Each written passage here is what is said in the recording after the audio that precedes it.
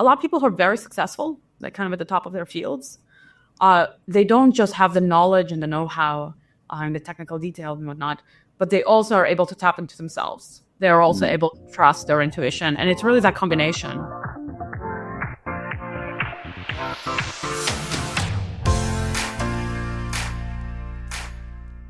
Welcome, everyone, to the Tech Guide podcast, where we give actual advice to those that are wanting to break into tech or are looking for their next gig. I am so excited to welcome our next guests. We have Dr. Maya Ackerman, CEO of Wave AI, and also an associate professor of computer science and engineering at Santa Clara University. I'm so excited to have her on today to talk about AI, give us some advice for undergraduates as well, and definitely hear about Wave AI, what she is building. So, Maya, thank you so much for being here. It's a pleasure to have you. Thanks so much for having me, Ryan. It's going to be great. You have a great background, but for someone that might be tuning in for the first time, they're like, okay, like who is Dr. Maya Ackerman? Like, what's Wave AI? If you had to describe yourself, who you are and what Wave AI is, what would you say? So I'm a bit of a hybrid of a professor, entrepreneur. I've been doing generative AI for a decade, and I'm a musician myself. And Wave AI, at Wave AI, we focus on helping creators make music and helping musicians write lyrics and top-line melodies and make lead sheets. So we have AI-based systems, but it's really all about the creativity of the human being. It's all about supporting that. Interesting. Let's talk about Wave AI, because I'm a huge fan of like music myself, and I know a lot of, everyone's a fan of music. Who is not? So I'd love to hear a little bit more about like how this idea like came about. Like kind of rewind the clock for us, talking about like the founding story of Wave AI. This started a little over a decade ago. I was struggling to write songs. I learned how to sing opera in parallel to getting my PhD in computer science at the University of Waterloo. And I started performing, but I wanted to write my own music. And I found it very, very difficult. For some reason, I was not at all happy with anything that I was coming up with. I was trying to write songs. And then very much by accident, I discovered the field of computational creativity, attending a workshop. And I realized that there are researchers making music and art and all kind of cool stuff with AI in different ways. And that's when I had this idea that perhaps I could build a system that would help me write songs, right? And it's really all went from there. It started as a research project for many years that helped me a lot. And then we eventually opened the company based on the tools that we built. Interesting. I want to talk about building like the tools, because it sounds like that's like a lot of generative AI tools that you're building, if I'm correct on that. Or what are the tools? I don't want to assume here. What are like the tools that you guys So build? we have Lyric Studio, Melody Studio, which is our product. So one of them helps people write lyrics, and the other one helps with lead sheets. So vocal melodies, chords, pretty much anywhere you're stuck in the songwriting process, it can help you.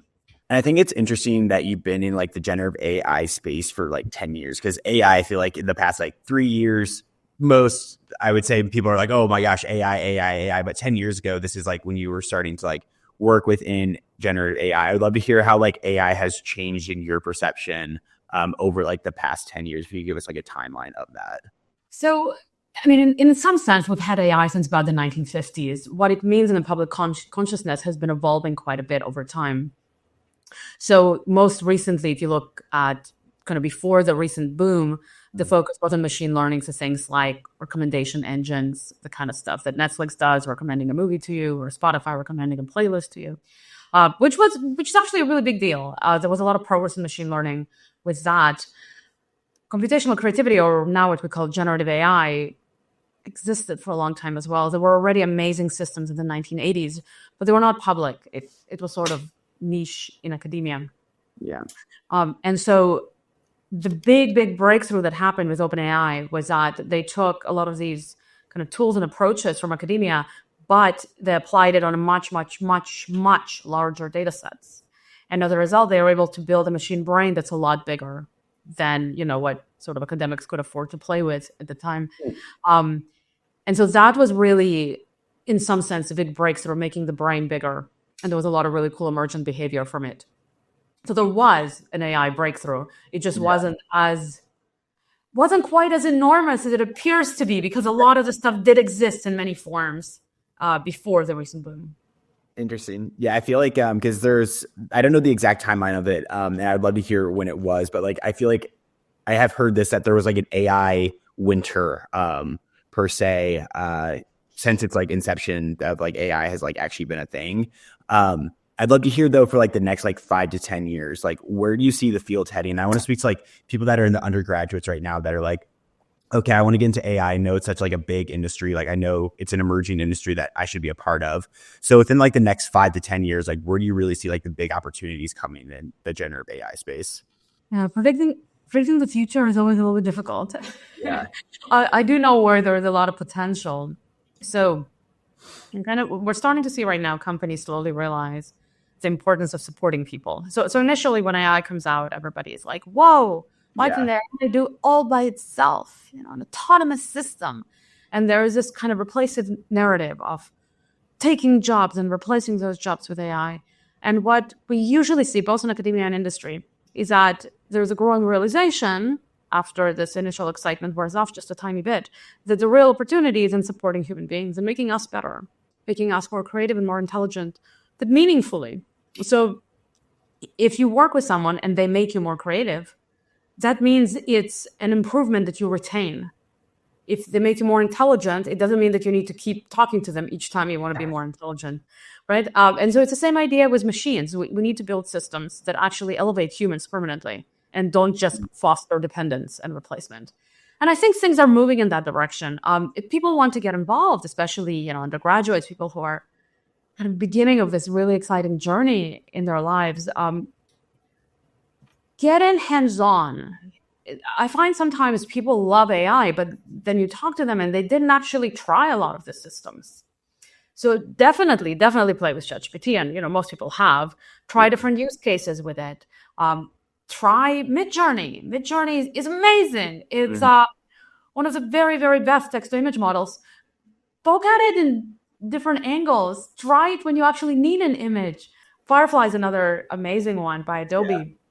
And pretty much play with anything you can get your hands on, because that's how you build real intuition. That's how you can also form your own opinion.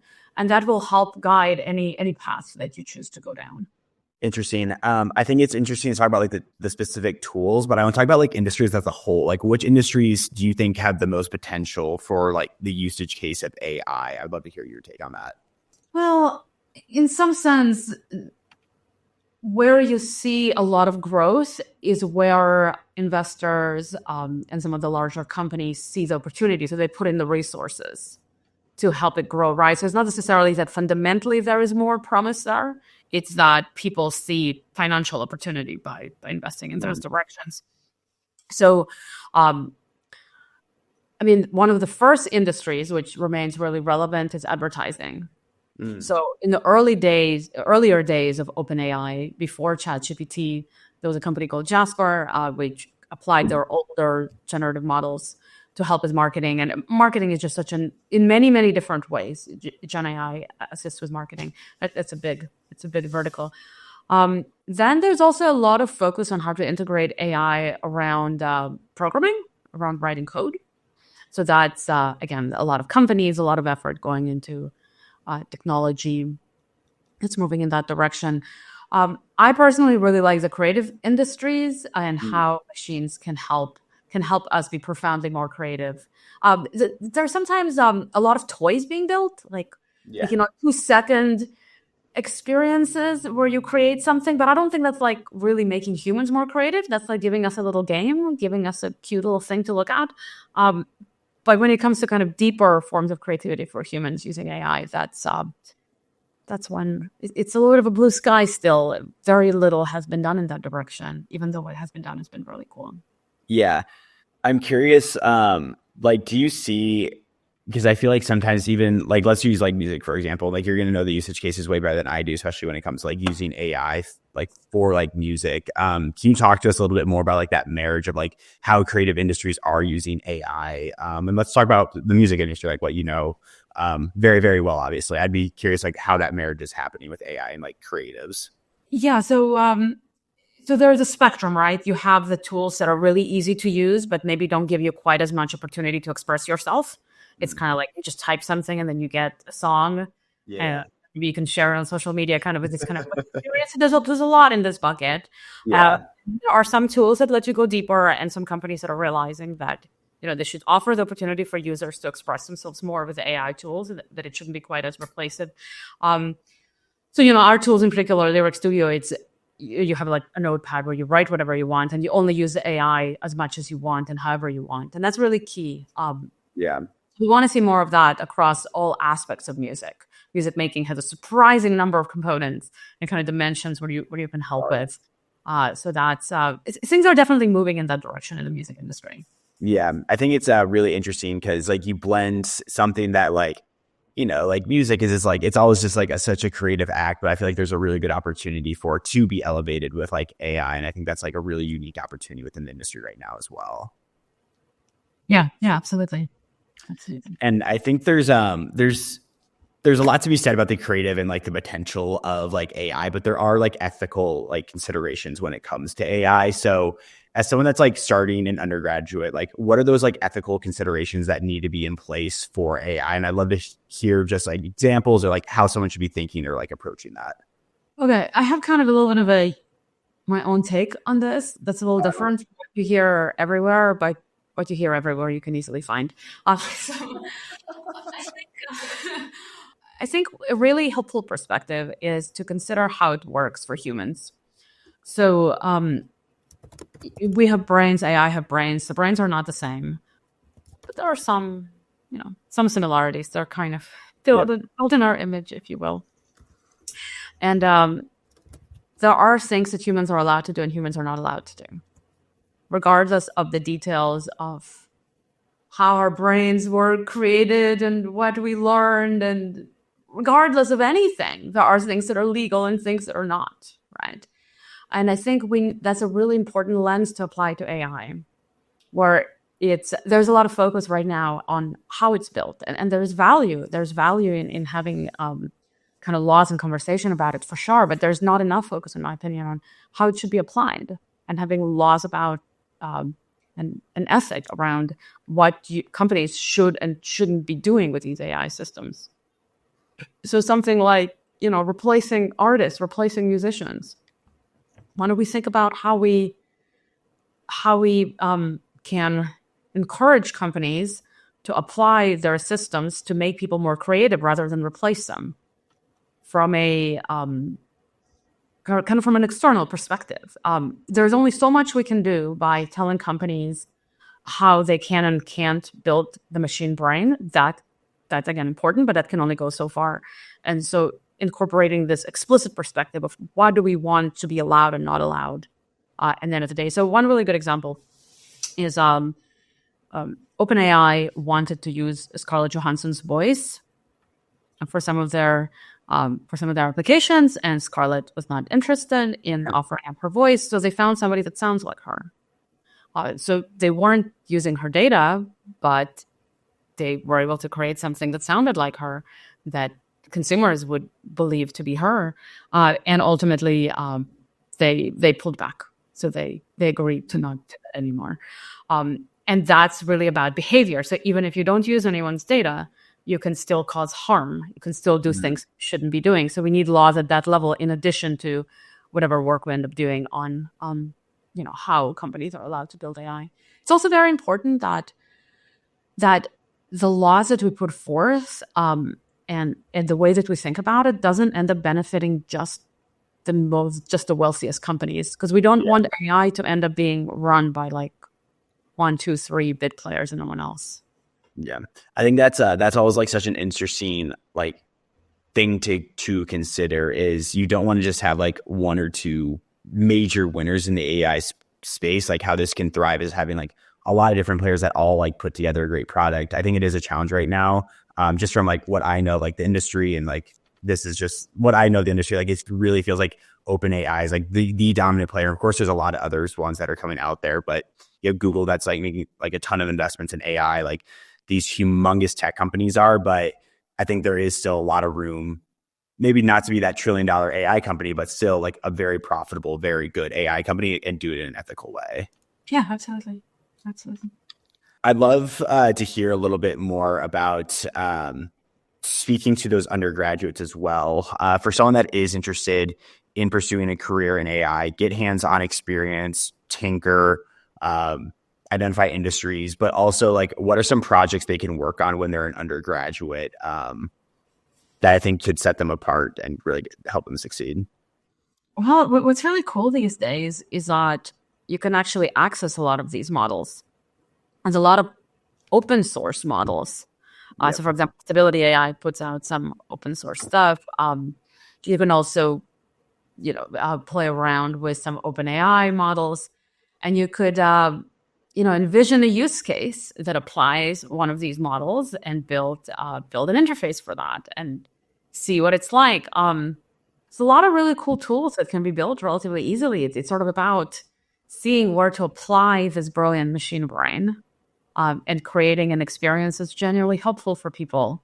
It's, some people can actually build their own models, but that takes sort of more time and experience.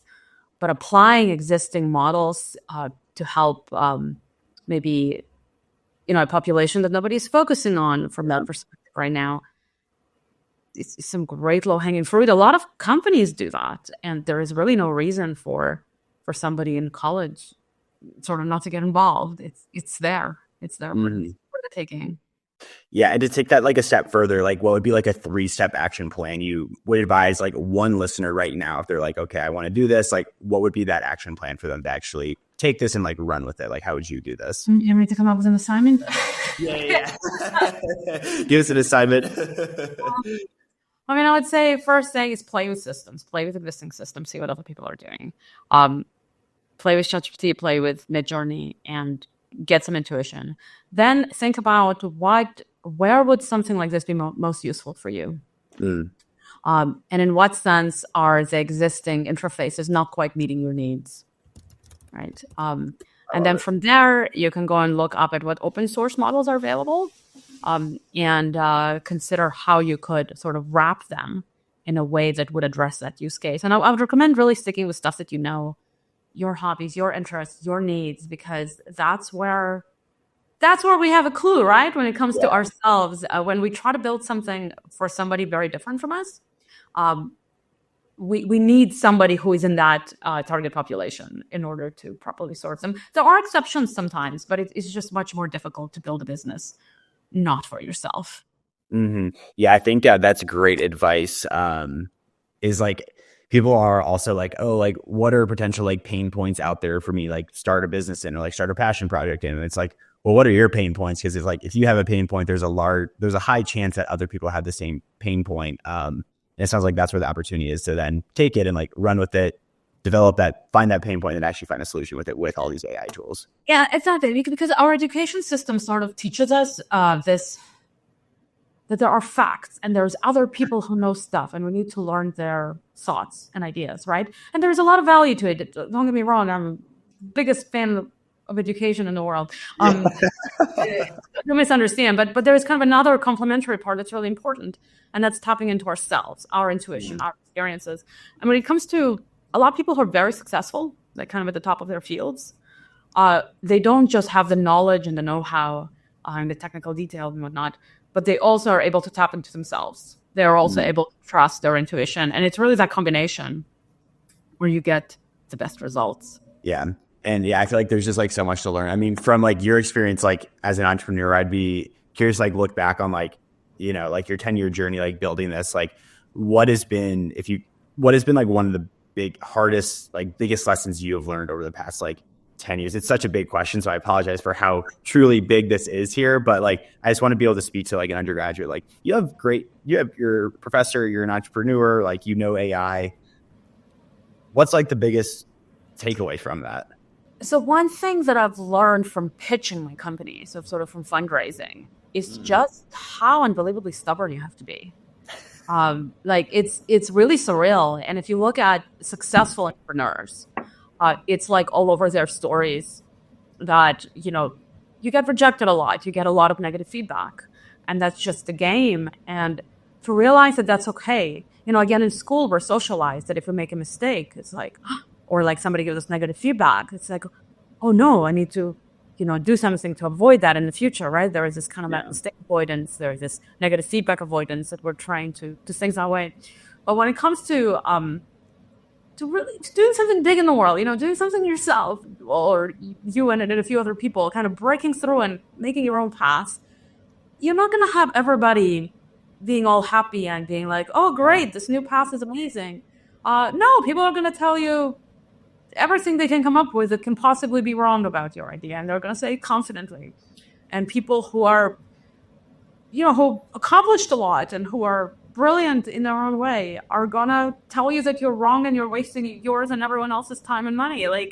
And the feedback is brutal. It's brutal. And they mean it. It's not a game. They mean it. And what you need to be able to do if you want to make something yourself, and it's not just entrepreneurship, it's also if you want to do research that's really original, if you want to create a new style of art, if you want to forge a new path in this world, you have to trust yourself more than anybody else. Yep. You have to believe yourself more than you believe anybody else. Listen to what they say, maybe consider it. Of course, you have to consider it. But at the end of the day, you kind of build this muscle of self-trust. And then, like I opened my company in 2017, and then at the end of like the past 2 years, I would get emails saying, "Oh, you were right. That it's going to be big. The generative AI is a thing." And it's a little bit validating, but that's not what you do it for, right? Yeah. You can't let others people's inability to see the path that you're seeing to stop you. Yeah, I think one of my favorite sayings within the entrepreneurial space, I'm sure you can relate to this as well, is belief becomes before results. So you have to believe you can get the results even before you are getting those results. And it sounds like that's been true even with your own story. Maybe elaborate on this. I really like how you said that. So, we talk about machines hallucinating, and for some reason we say it as a bad thing, right? Mm. But human beings hallucinate all the time. And the most successful people hallucinate the most. It's a successful entrepreneur or researcher or a really successful artist who's doing something original has to first hallucinate this in a sense of imagine it, live in that imaginary world, be fully immersed in it before they have any hope of making it a reality. And you have to really believe this world that you created in order to make it real. Mm-hmm. Yeah, it's you really entrepreneurs are and that does original research as well. Honestly, you have to be a little bit delusional in a way to actually start a company and start something from scratch where it's oh, I'm actually gonna have this much belief in myself and what I have here to start from zero and build something. It's one of the hardest things for an entrepreneur, but that is where the fun of entrepreneurship comes in, is this opportunity to build something that people have not built before, but you believe you can build it as well. I like how you put that as well, because we're not socialized to do this. We're not socialized to do something brand new. Most of our education system, kind of early education, is focused on making us all the same, on making us conform, on making us listen to experts, and experts are other people, not ourselves, right? So it's to break through and be no, I'm going to be a person who does something in this world. I'm going to be a person who makes an impact in the way that I see fit. Really takes a shift in attitude on what being a member of society even means. Yeah, I think it's interesting. I want to ask off of this is then as well, if someone's okay, I do want to be an entrepreneur someday, how early, there's so many variables, I realize this, but would you tell them, go get a corporate gig first, go get a little bit of experience before you jump in? Or are you kind of more on the train of just you have an idea, run with it even before you get that experience? I'd love to hear that. Oh, experience is a very interesting thing. Like anything else, the yin and yang symbol. So one of the things that I do, you have to be careful what goes inside your head. Yeah. Because it's very easy to fall into the trap of agreeing with everybody else and seeing everything from kind of the common perspective. And there's value in that, right? And different people navigate that differently. I hardly worked in industry. I worked in industry for a total of 8 months in my undergrad. So I went into academia almost right away. All my other internships were to teach or do research already. And for me, that's the right path. For me, in order to trust in myself, of course, I have to know what's going on in the world. But I'm not the kind of person who Should I be admitting it? I'm not the kind of person who like tries to learn as much as possible about everything constantly, right? Yeah. I learn what I need to learn. I listen very carefully when I, especially live, when I have an opportunity to hear people live. I feel like that's how I learn the most. I can like really feel them well. But if you spend a lot of time, you spend like a decade working in industry, I mean, that's probably what you're going to keep doing, right? Entrepreneurs are born early. A lot of there are successful entrepreneurs at every age, right? You could start at any point, but if you already know that that's what you're interested in doing, start soon. Start earlier than later, because there's also so much to learn. Yeah. And you're going to make so many mistakes. I started my company in my mid-30s, and I've made so many mistakes, but you need time to make those mistakes, right? So definitely start early. Start early. And don't worry, like, you're going to learn what you need to learn. Don't feel that you need to go out there and spend years and years working for someone else in order to figure out how to be an entrepreneur. Some of the skills are actually in conflict. Some of the stuff, you're going to have to unlearn some stuff.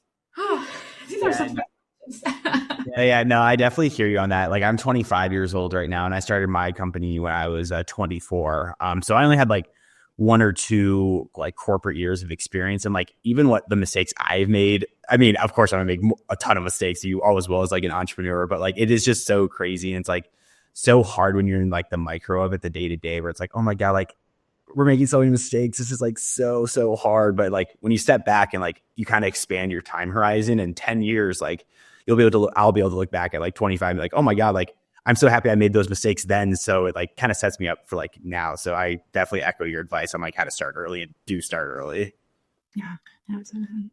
Yeah. And we do have to wind down on time here, but I would just want to give you the floor for like another moment here, just to like hear your thoughts. Like, if you give, of course, a ton of great advice has been throughout this whole episode. One specific like actual feedback you would give to an undergraduate like right now listening to this, like what would it be? I would say trust yourself. I would say pay attention to what you like and dislike. Trust that your heart knows what you're supposed to do in this life. And be brave, be brave to follow your own path, whether it's working for Google or starting your own company. In the big picture and in the details, we really need to learn as a humanity to give our young people permission and sort of encourage them to trust in themselves. The worst societies, I'll briefly mention that, the worst kind of ancient societies of really wise people, where that was part of growing up, was really about learning to trust yourself and going on like journeys into the woods. I'm not necessarily recommending that, in order to find yourself and be able to hear your own inner voice. And I feel like we don't have enough of that in our society and our young people. We can't. I don't care how smart we think we are. We can't know what our young people are going to need to know, the kind of world that they're going to be living in. And so they need to learn to trust in themselves. And we can only be there to admire them and help them with their path. I love it. Well, I'm happy we put our trust in you to have this on the podcast, because you have been so good, Maya. So thank you so much for being here. Sounds like, oh my gosh, I need to learn more about her, connect with her. Where can they do so? And please plug, I know you have a great book coming out, so please plug that as well. Oh, thank you. Appreciate it. So I took on this really ambitious project, something that I wanted to do my whole life. And finally got the opportunity to write a book about generative AI. It's called Creative Machines, and it's going to be coming out around next fall. So in a little under a year. Creative Machines. Right now, the best way to stay in touch is just follow me on LinkedIn. That's my biggest platform. That's a social media form that I use quite actively. And the book, if I can quickly mention, outlines where generative AI comes from, and has a lot of advice on how to approach this field in a way that's sort of grounded in research, but at the same time very accessible, and can help people see where the real opportunities with AI are. I love it. Well, Maya, thank you so much for being here today. Appreciate all the great insights into AI entrepreneurship advice to undergraduates. So thank you so much for the opportunity. Thank you, Ryan. It was a real pleasure.